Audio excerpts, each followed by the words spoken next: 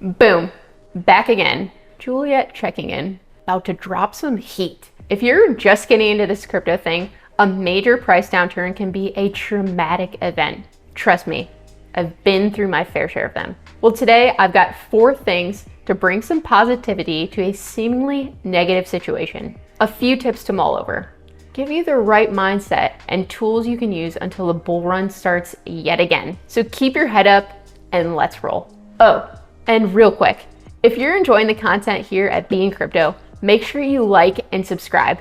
And while you're at it, turn on the notifications. And I gotta say it, remember that this is not financial advice. It is for educational purposes only. We encourage you to do your own research and make your own decisions based on the information that is presented here. All right, let's get back to business.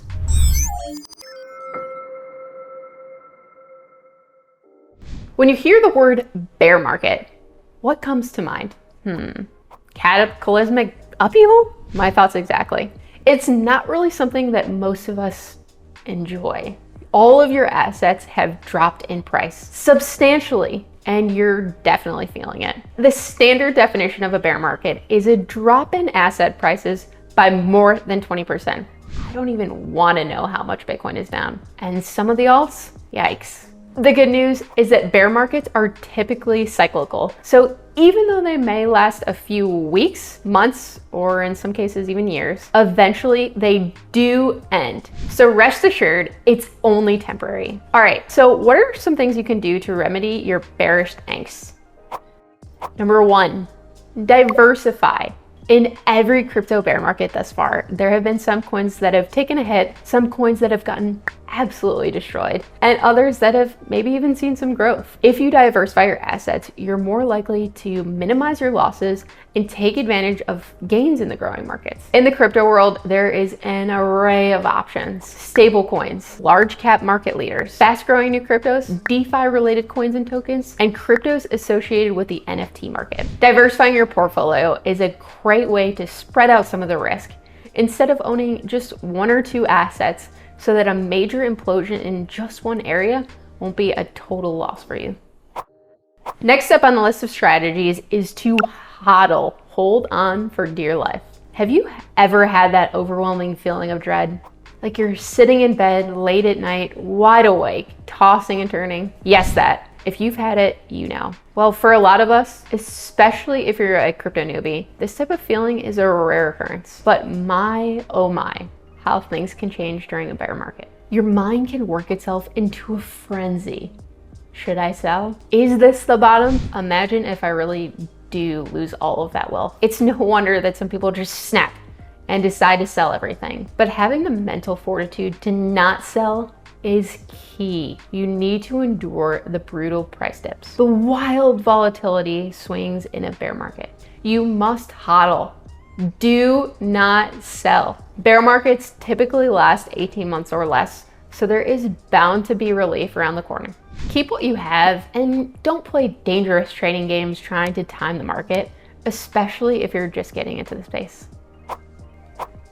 Number 3, dollar cost average. It seems like a basic concept. Dollar cost averaging, that is. Just buy a little bit over time and don't really worry about the price. But such a simple concept really pays off. When you buy just a little bit, you're less invested emotionally than say if you had spent a larger sum. If a wild price swing happens, and we both know it will, you are much less likely to face that psychological pressure to panic sell. Over time, a dollar cost averaging strategy will smooth out the volatility and you'll be purchasing at numerous prices throughout the investment period. A key to the strategy is to make sure that you purchase the asset no matter what. In a bear market, you may feel like you're throwing away money buying solo and that it could go even lower, if not ultimately end up on zero. But that's the point of DCA. Even though you feel like this could happen, it most likely won't. And when the price starts on an upward climb, you'll have gotten yourself a bunch of cheap